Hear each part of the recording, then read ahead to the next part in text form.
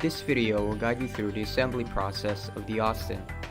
For this assembly, you will need the following tools: Phillips screwdriver, a set of wrenches, box cutter, wire cutter, electric drill, tire pressure gauge.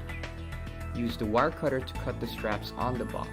Using a box cutter, cut the box along the indicated lines. To remove the bike out of the metal frame, first use the wire cutter to cut the strap securing the front wheel. Cut the wires holding the rear end of the bike. Before proceeding, it is advised to bring down the kickstand for your safety. Remove the plastic covers and set the parts for assembly aside. Cut the straps on the carrying case mount to retrieve the keys and the straps on the handlebars to release the brake lever. Remove the plastic cover on the handlebars. To make the bike lighter to carry, let's remove the secondary battery. Locate the battery under the mat.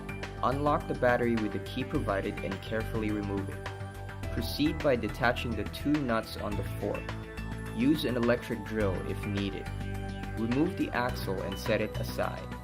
Carefully remove the bike out of the metal frame. Inside the box, you should find the following: fender, front wheel, 2 chargers, carrying case, pedals, pedal cranks, mirrors, toolkit, U-lock, cell phone holder, rain poncho, bag of screws and mounts, bag of replacement bulbs, and repair kit.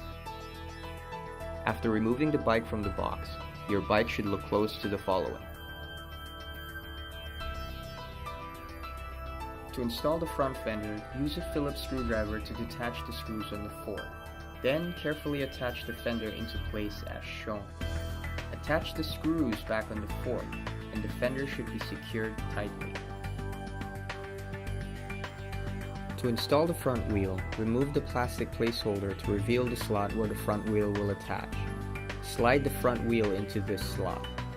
There are 3 different spacers of different lengths required for this part of the assembly.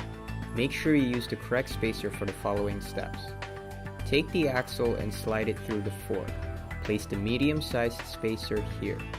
Align the front wheel with the spacer and axle and make sure the disc brake attaches onto the fork as shown. Slowly lower the fork. Take the smallest spacer and place it in between the disc brake and the front wheel.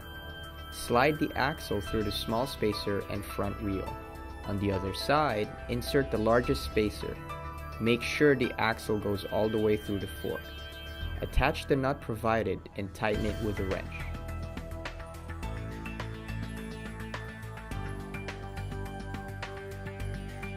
Let's now check the batteries. Lift the secondary battery into position. Plug the cord into the battery port and lock it in place. Lower the secondary battery in place and lock it with the key provided. Cover it with the floor mat. Using the key provided, open the seat compartment and lift the bike seat to reveal the battery. Plug the cord to the battery port. Turn on the breaker switch. To charge the battery, plug the charger to the port located in front of the seat and the other end into a 120 volt outlet. Pay attention to the indicator lights.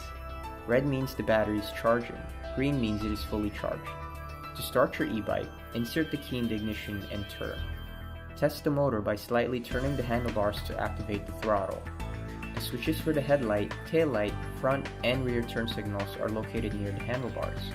Check to make sure the headlight and turn signals on the front are working. Make sure to check if the rear turn signals are working properly in addition to the brake lights. To install the carrying case, place it on the mounting rack.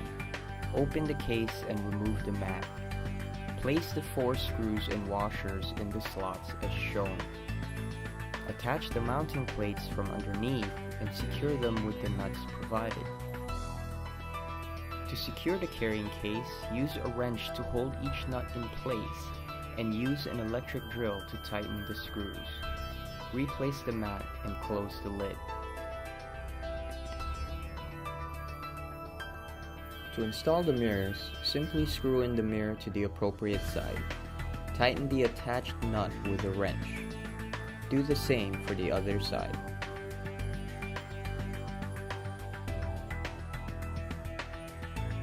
The last piece you'll need to install are the pedals. This bike does not have similar pedals or pedal cranks. Check the markings on each pedal and crank to determine which side they should go on. For each crank, use a screwdriver to detach the cover. Attach the crank and use a drill to secure the bolt. Reattach the cover. Then attach the pedal and tighten it with a wrench. Repeat these steps on the opposite side.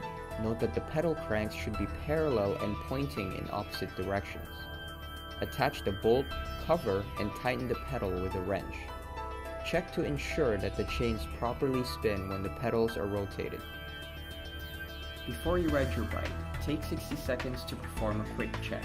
Check the tread on the tires and use a tire pressure gauge to make sure your tires are at 40 psi. Check your brakes and brake lights by applying pressure on the brake levers. Check your headlight, tail light, and both front and rear turn signals.